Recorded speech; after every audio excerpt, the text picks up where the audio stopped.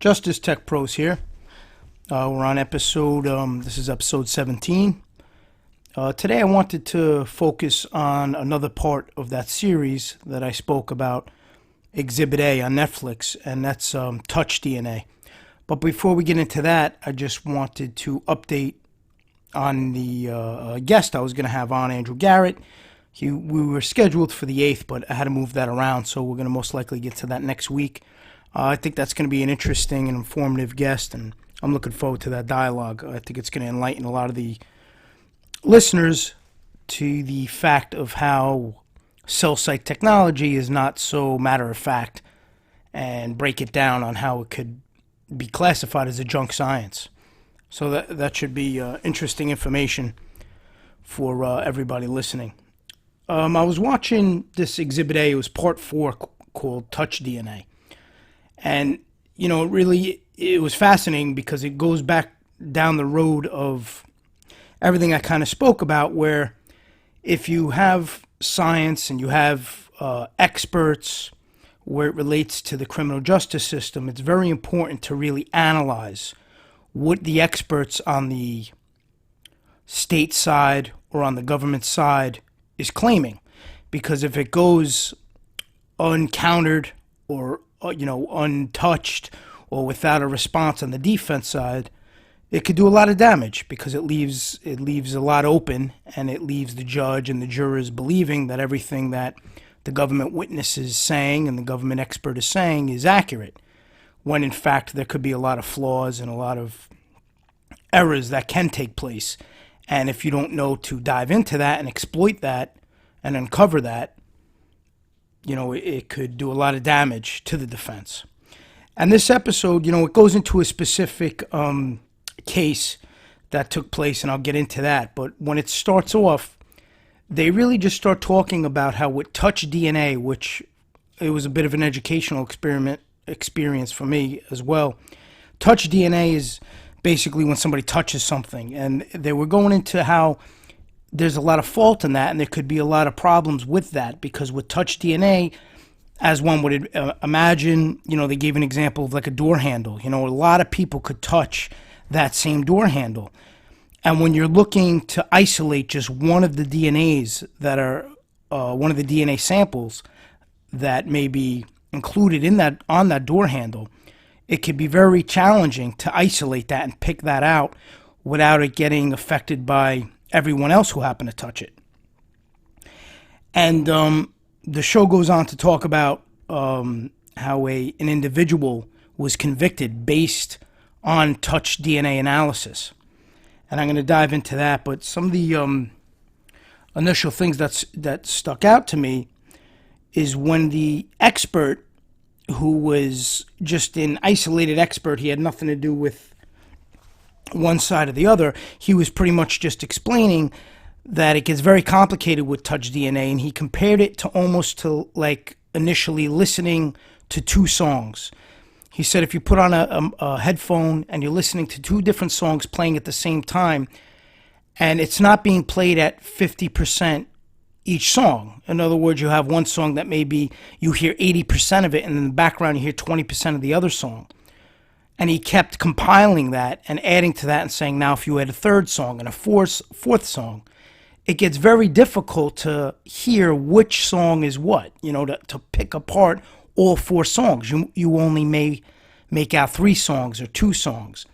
And it was a great visual and a great common sense way of putting it to explain how Touch DNA is not an exact science. And he went on to explain that, they had, when they have an established DNA, that was like the gold standard, where they would use saliva and semen and blood.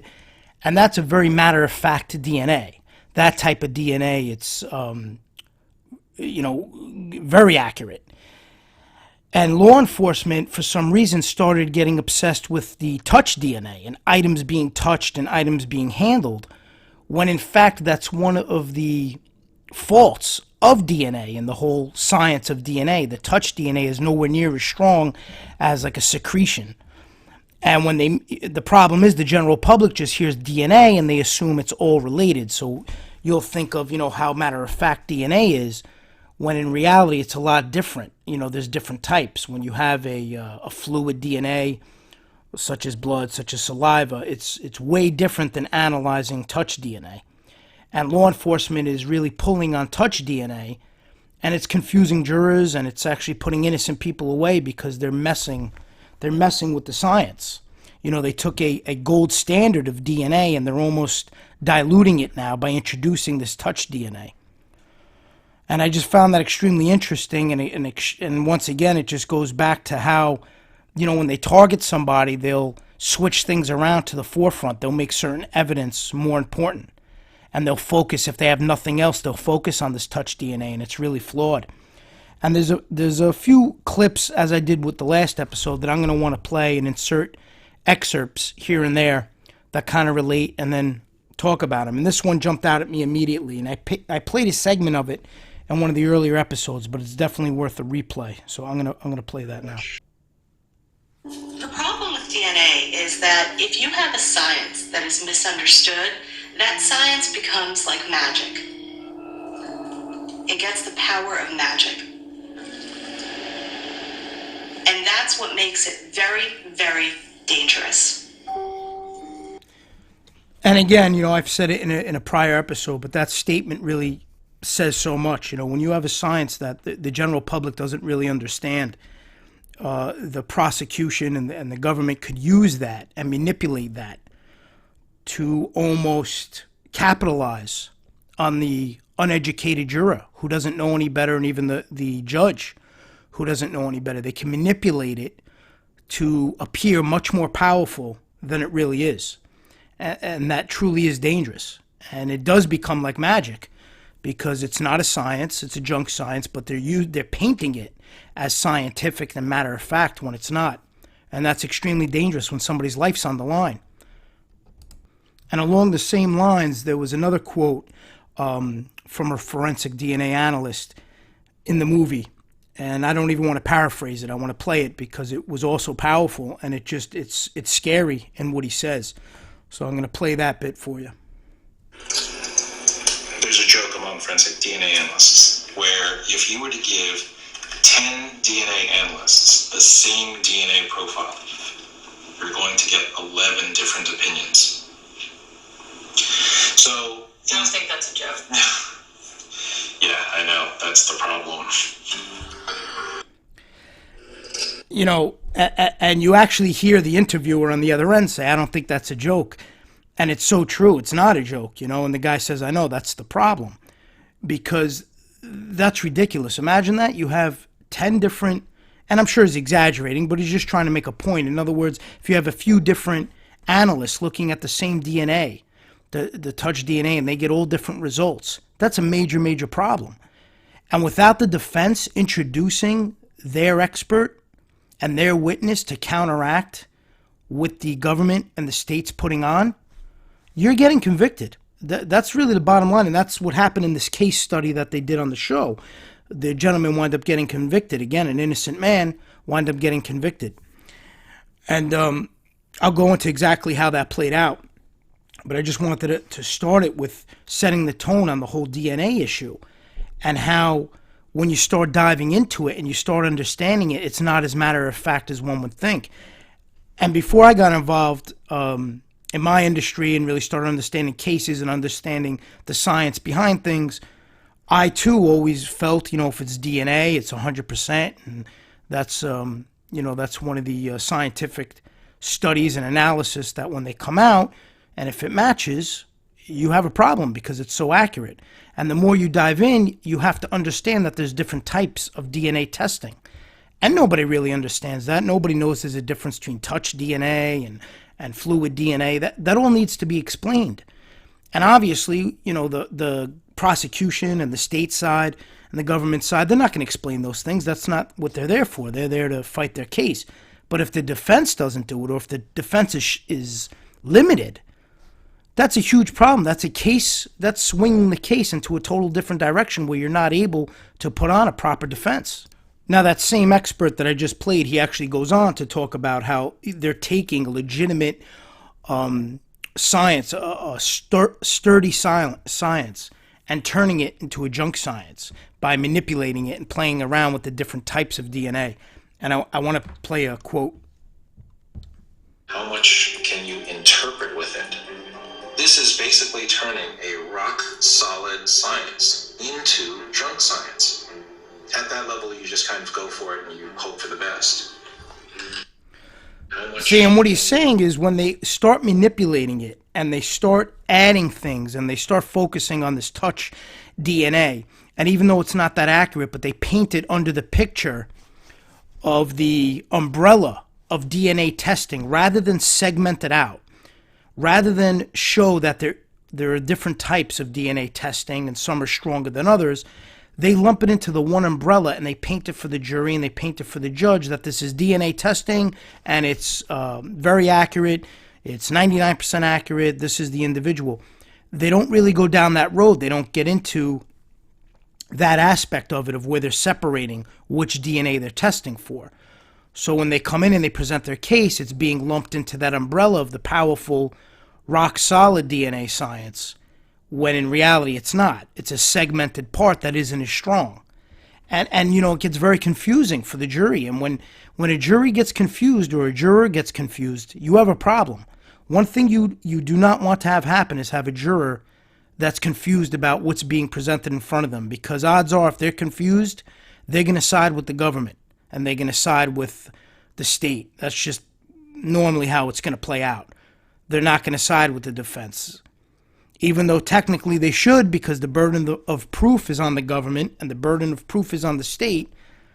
Just the way I've seen it play out in court, they're not gonna. So it's vital to make sure before you start presenting your case, you have a clear-cut direction of how you're going to explain things that may be a bit of a gray area or hard to understand. You do have to come up with a game plan on how to explain these things in layman's terms, easy to understand, so they grasp concepts and they're not lost in a DNA expert using specific lingo, specific terminology to confuse them and throw them off, and painting things very adamant and very factual when in fact they're not. And what really bothered me about this particular case is the judge would not allow the defense's expert. The judge gave an excuse that the defense's expert didn't have a certain degree, but yet the state's expert was a kid right out of school, and I'm going to play an excerpt to explain it in detail, but the kid was like 25 years old. The defense's expert had 20 years of experience, if not longer, and the judge wouldn't allow their expert. And I cannot wrap my head around that concept, how the government's allowed to produce an expert, they're allowed to explain their side of the evidence, in this case, the DNA touch evidence, but the defense wants to equally have the opportunity to lay out the exact same case, only in opposition, to explain how faulty it is, and the judge doesn't allow that. And that shows right there alone how a judge could pretty much get the verdict he or she wants. They could limit what's allowed in and what isn't allowed in, and make the trial go in a specific direction. And that's the misconception that people have, the general public, where they think you're getting a fair trial. All of these elements that could take place prevent you from getting a fair trial. This is a prime example of that. You have a judge who now takes away your expert. You are not getting a fair trial. You just took a massive blow that prevents you from trying your case the way that you strategized to do so. And I've spoken about this in the past, and it played out in many cases, and now when I was watching this, it played out in this case as well. And at the end, this individual who was innocent wound up being found guilty. And this all led up to that. All these things led up to it. And they're showing how now, which is really sad, and unfortunately how it usually plays out, after the fact, you have to now go back and reopen these things on appeal. You have to revisit these things that if they were ruled on properly in the first place, the defendant wouldn't even be in this position. But now a defendant gets found guilty because they didn't get a fair trial. Now they have to go for more money, more time away from their family to appeal their case, just to reiterate and to re-argue what they already argued. because they didn't have a fair judge, now they have to start all over again, and they got to go to an appellate court. On the federal level, you have 3 judges looking at it, so you have to hope that you get 3, fair and partial judges. But meanwhile, all of this you already tried to present during your case, and you were limited. You weren't allowed to. So you had to sit there, get found guilty, and now wait for your second bite at the apple. And none of that is justice, no matter how you twist it and turn it. But if you look at it logically, none of it makes sense. All of these things should be argued in the first place and should be allowed in the first place, and then let the jury hear it. Don't limit what the jury's hearing. When you do that, you have an agenda, you have an angle. You're trying to get a conviction. That's the bottom line. And that's extremely disturbing.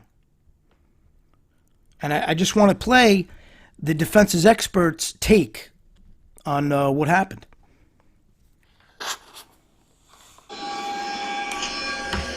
I was asked to come into this case to review the DNA work that had been performed.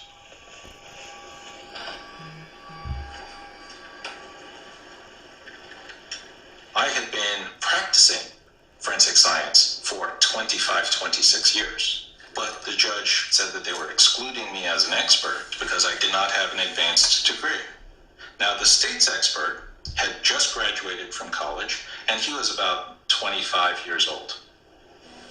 I was very upset by it because Mr. Herskovic was denied the opportunity to have an expert speak at his trial on his behalf, someone who is going to expose all of the shortcomings in this case. I mean, that says a mouthful right there. He explains how this guy had, and I underestimated his experience earlier. I said he had 20 years. He had 25, 26 years experience. And you're going to say he's not capable and he's not an allowable expert for the defense, but you're going to allow somebody right out of school who pretty much has no experience? In this type of field, one would think experience weighs a lot more heavily than a certificate hanging on the wall in classroom training. You would want somebody with experience. It's like anything else in life. You want somebody who's experienced. They can have all the training in the world. If they're not experienced, they're not going to have the hands-on, reality-based knowledge that one needs. And because of that, they don't allow the defense to put on a defense. And things like that is really what should wake up the general public and have them sit up in their chairs and really see that something's not right. Something is not just. Things are happening here with agendas. And when they walk into that courtroom, there's a lot going on that they may not be aware of. And, maybe that's what jurors need to do, where they need to think, well, why isn't there a defense expert? And maybe that'll open their eyes to they were limited. They weren't allowed to put in, because that's what would make sense. If you don't see an expert for the defense side, that should tip somebody off that something happened.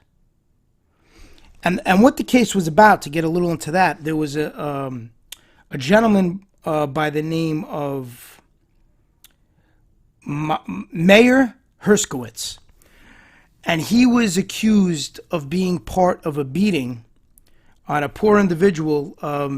He was beat up in Williamsburg, New York, by 12 guys. It was in a Orthodox Jewish neighborhood, and 12 individuals beat this guy up, and it was like a hate crime. He was an African American, and they beat him up, and they charged this. They beat him up really bad. I mean, they broke his eye socket. Really terrible. I mean, just think about that. 20 men punching and kicking somebody. You're going to do a lot of damage.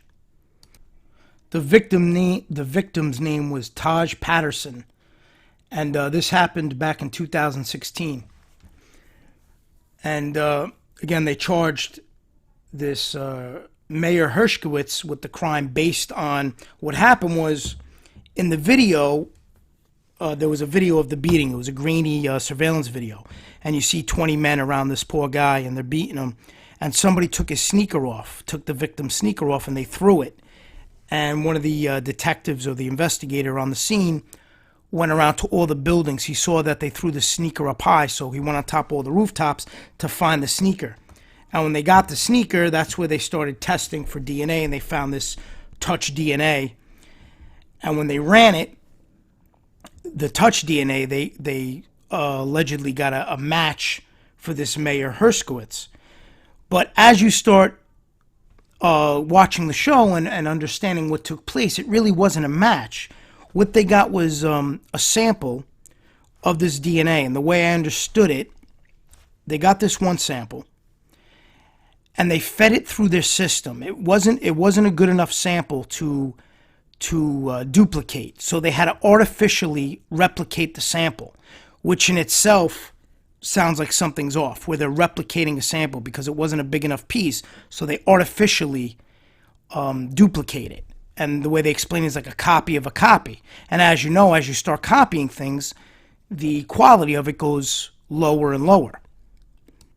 Now, what's ironic is before the test results came back, the guy Mayer was the first one to volunteer his DNA because he knew he didn't do it. He wanted his DNA tested. He figured that would clear him.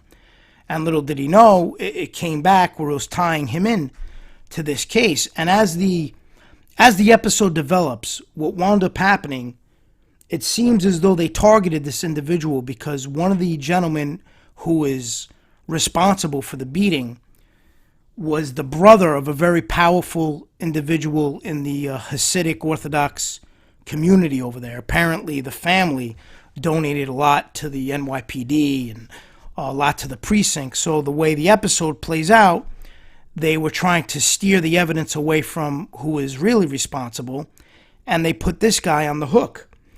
And it seemed like they targeted him from what it seemed because within the community, this guy Mayer really wasn't active. He was almost like an outcast.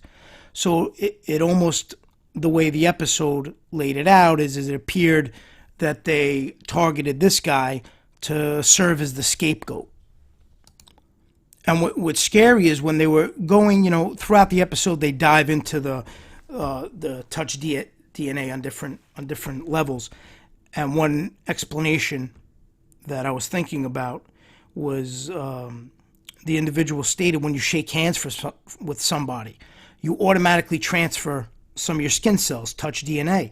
And now if that person goes and loads up a gun or does something, the odds of your DNA being on that gun or being, located wherever that person is, if they commit a crime, are pretty good. And how scary and frightening is that? You're shaking somebody's hand, and then next thing you know, you could be indicted based on touch DNA transferring. And that's why they don't really, they don't use that as the gold standard of DNA.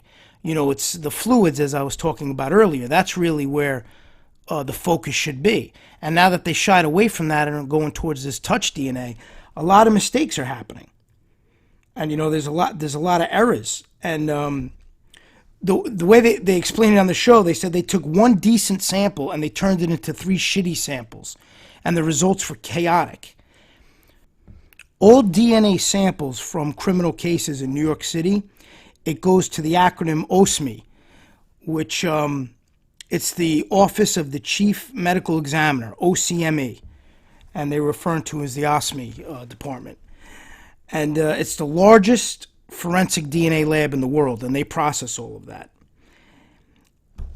And so when they fed it through the system, that's where they started to spit out the results.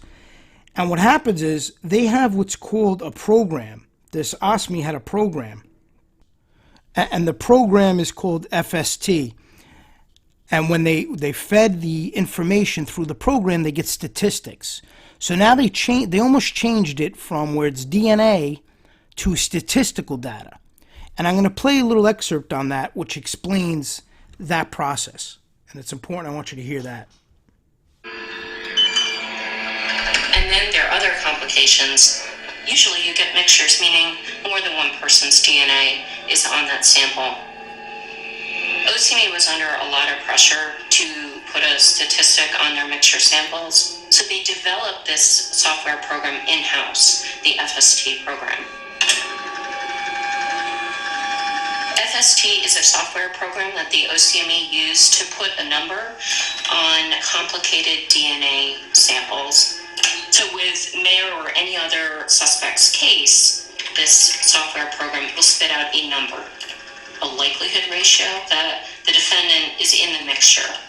But here's the thing, there's no ground truth with likelihood ratios in complicated DNA mixtures. I think every case where FST was used is problematic, and some of the most famous scientists in the world say the same thing.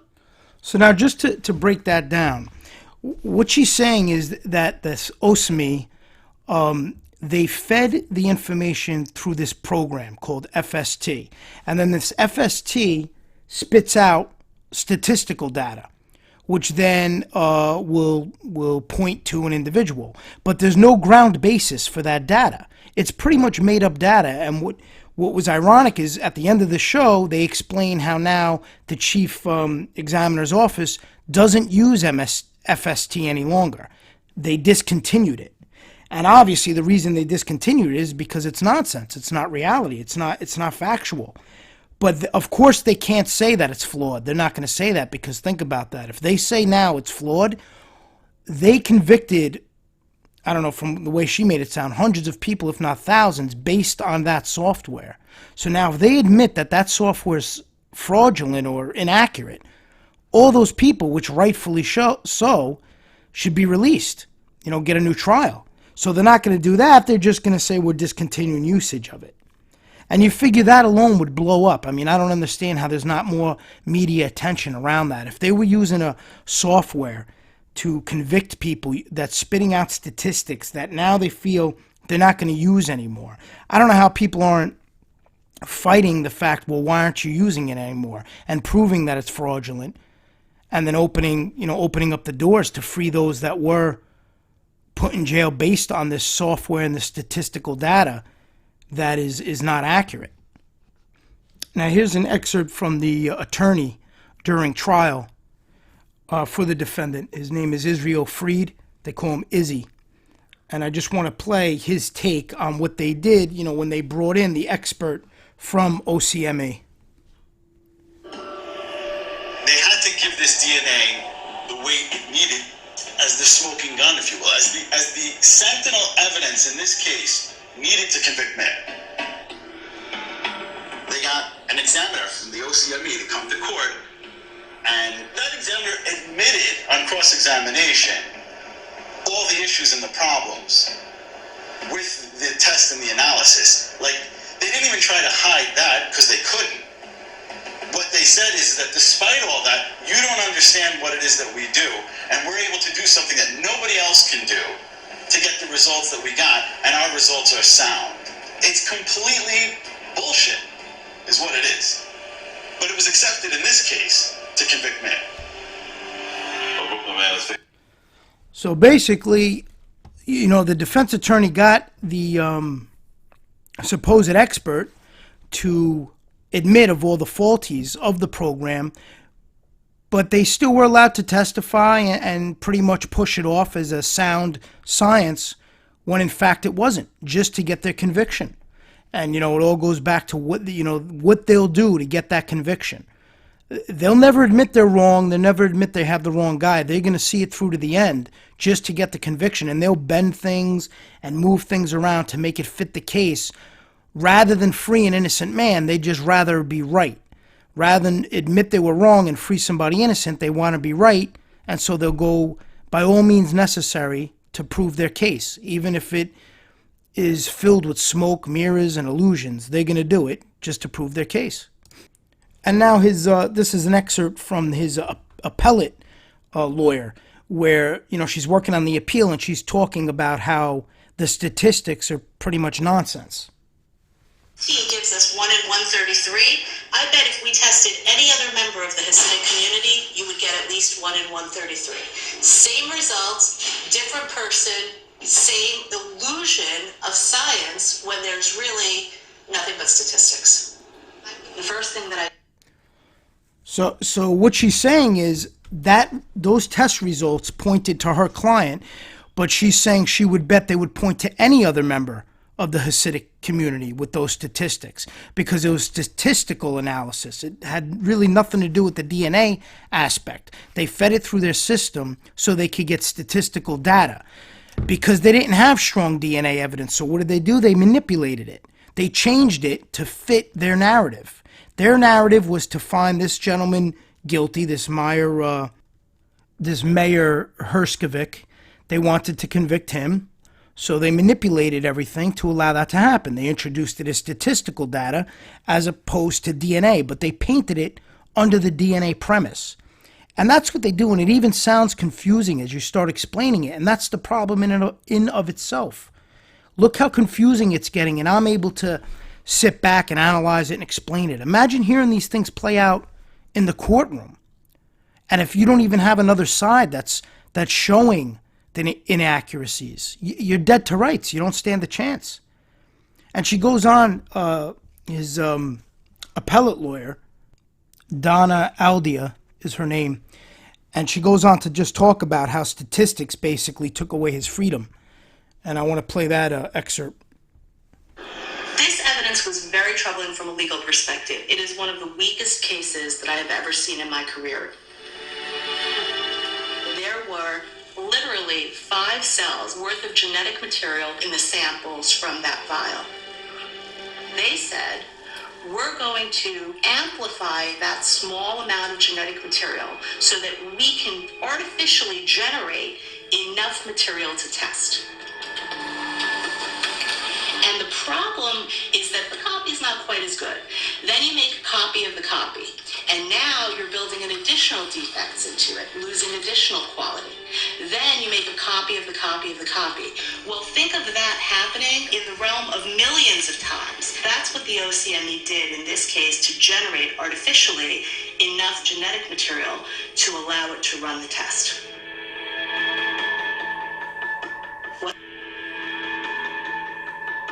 What they got was something called a non-deducible mixture. A mixture from which no deduction can be made. Now, if we think about that logically, wouldn't that be the end of the case? But what the OCME did is they ran it through a statistical analysis and tried, nevertheless, to draw a deduction from it. That statistic is what they use to try to substitute for scientific evidence in this case. And that is what we based taking away this man's freedom. So now, when you think about that, it really is, it's hard to wrap your mind around it. They didn't have enough of a genetic basis to go off of. They didn't have a large enough sample. So what they did was they created the sample because they couldn't get a proper read on it. So they manufactured it. They created a sample by making copies of it to get a large enough sample size to feed through their system. And then when they fed it through their system, they got a statistical data report as opposed to a DNA match. And that's what they went off of. And as she said, originally, you can't deduce a conclusion based on what they had. So they said, okay, well, being we can't deduce a conclusion, we're going to feed it through the system and now get a statistical report. And how that is allowed in a courtroom, how a judge allows that kind of evidence in, I'll never understand. And that's what bothers me is you get some of these judges, they're supposed to be there to uphold the law, to uphold justice, and to allow somebody a fair trial. And they make all these decisions that are everything but a fair trial. It's completely against the defendant. And the damage they could do where they could just get their convictions. They could get a conviction. If the judge wants a conviction, they could get it. And the only way it could be undone, the damage could be undone, is if the jury is smart enough to see through it, to see what's going on, and nullify. As I talked about in my prior episodes, that's the only way to undo this kind of injustice, and that rarely happens. Unfortunately, the jurors take the bait and they go right along with the corruption that's taken place. And one final excerpt I want to play, it goes back to what I was saying, where if the judge believes it, you know, they hear DNA and they get impressed by it, and they automatically assume it's accurate. I just want to play Donna's statement about that. When the judge hears DNA, hears some impressive sounding statistic, they take that as proof. They take it as unassailable proof. problem is that the jury doesn't understand it, the judges don't understand it, and therefore they don't understand its limitations, and they don't understand how it can be misused.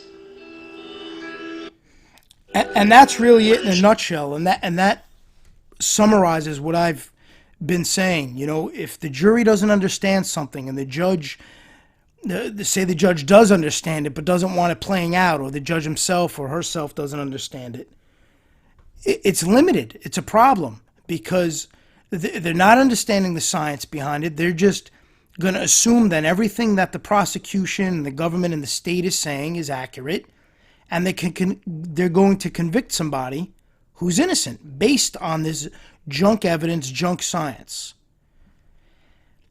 And, you know, it's happening time and time again, and people aren't realizing it. And what's scary is jurors aren't taking notice. And when they're going in and they're being selected for jury duty, they're not understanding what's in front of them and what responsibility they have.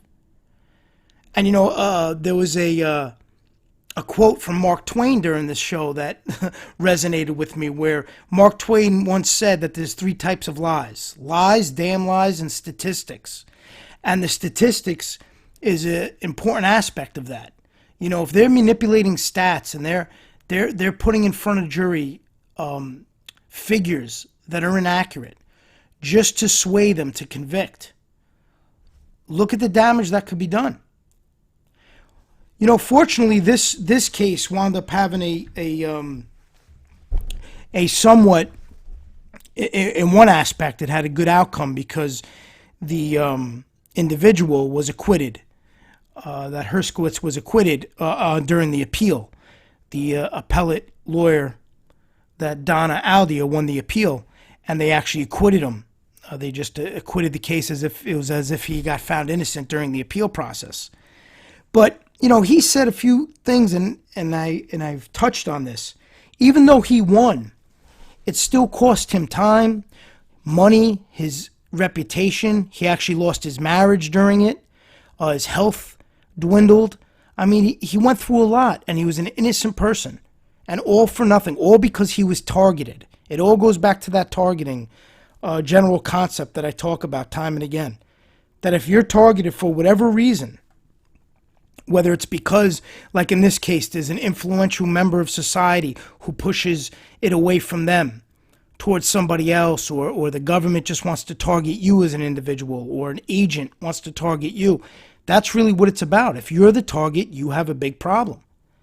And the only way we could counteract that is by having intelligent, smart jurors who see through that and start weighing everything and don't buy into what's being sold to them. They need to see the proof. You need to see the evidence, and you need to hold on to reasonable doubt.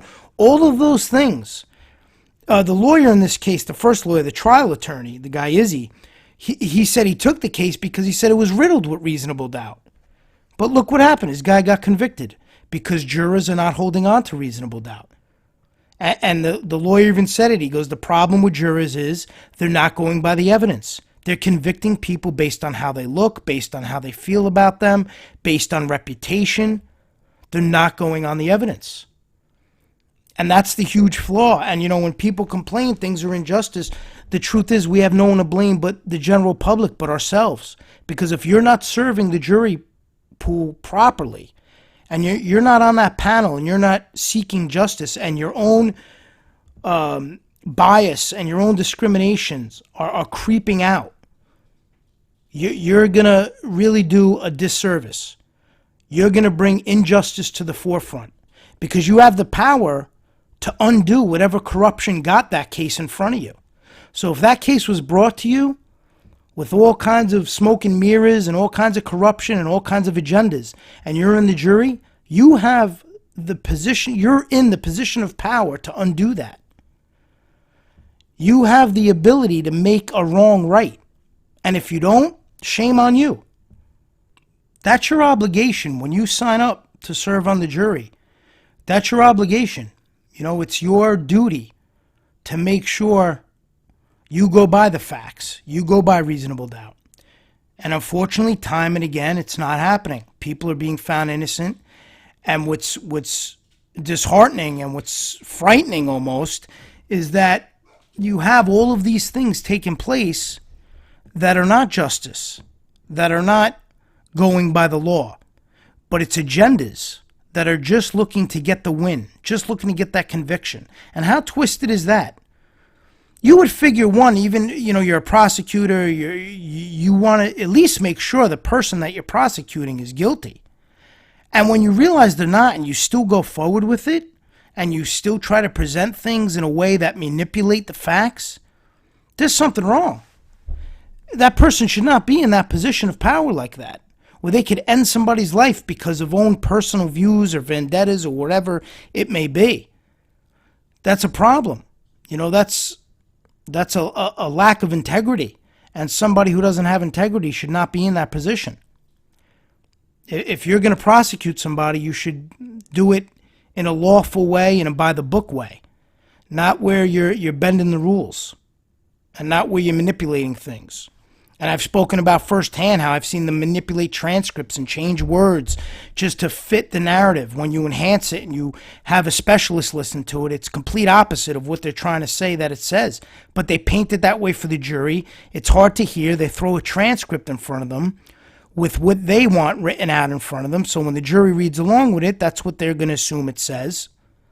Meanwhile, it doesn't. And those are all tricks. There's nothing else to call those but tricks. Those are tricks to get a conviction. That's all they're doing. That's all they're trying to do.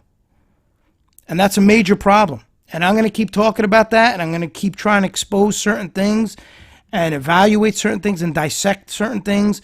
And again, I'm going to say it time and again. This isn't about a soapbox. This isn't about anti-government. This isn't about any of that. This is just about bringing to light justice and just making sure when people are faced with a trial, they get a fair trial, like it's supposed to be. And there's nothing wrong with talking about that and explaining that. We all have the right to a fair trial. God forbid somebody finds themselves wrapped up in the justice system. All they're going to want is a fair trial. And that's all you could ask for. And when you have the odds against you that you may not get that, that's frightening. Your life could be over even though you're innocent. All because the system's broken. And that's one thing I'm just hoping that potential jurors and those listeners, it sinks in. I'm not asking anybody to agree with my personal views or my philosophies. All I want them to do is listen and evaluate the facts and the common sense aspect of this and the logical aspect on how things should play out. If somebody's guilty, they're guilty. If the facts lead up to them being guilty and they're guilty beyond a reasonable doubt, then they had their shot in court and that's the way it played out. What I'm talking about is when that doesn't happen, when jurors aren't going by reasonable doubt, when jurors are using their own, personal views on a defendant to convict them as opposed to the evidence in front of them. When the government is bringing out somebody's past to convict them and somebody's alleged titles to convict them as opposed to the facts and the evidence that's in front of them. That's what the problem is. And that's what I'm going to keep harping on, and that's what I'm going to try to dissect, and I'm going to try to do different topics. I think things like this are a little interesting, where I'll dissect certain shows and segments just to break it up a little bit and just to show how far the reach is and how many people are affected by this. And that's the purpose of the podcast, and I hope you enjoyed today's episode. Until next time.